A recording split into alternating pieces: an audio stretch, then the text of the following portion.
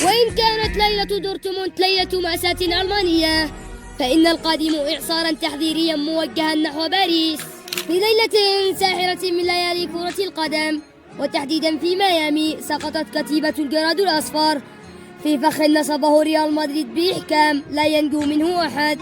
منذ صافرة البداية ظهرت النوايا الملكية واضحة، لا تراجع ولا رحمة، فالملوك حضروا لفرض سيادتهم.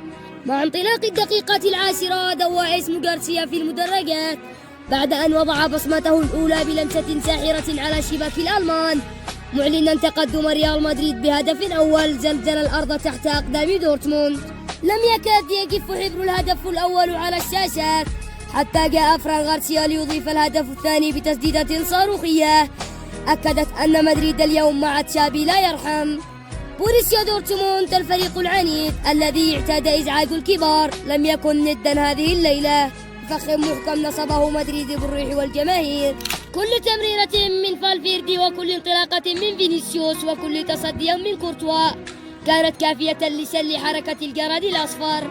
لقد دخلوا المتاهة لكنهم لم يجدوا منها مخرجا، وبينما حاور دورتموند الرد كان الوقت قد فات هدفان في الوقت بدل الضائع لم يغير شيئا من الحقيقة الواضحة.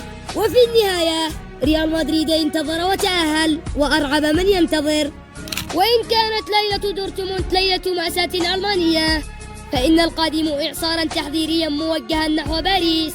كيليان الذي عرف كل زوايا باريس أصبح الآن في موقع المهاجم، يعرف مكان ضعفهم ويبدو أنه مستعدا ليوجه الضربة القاضية.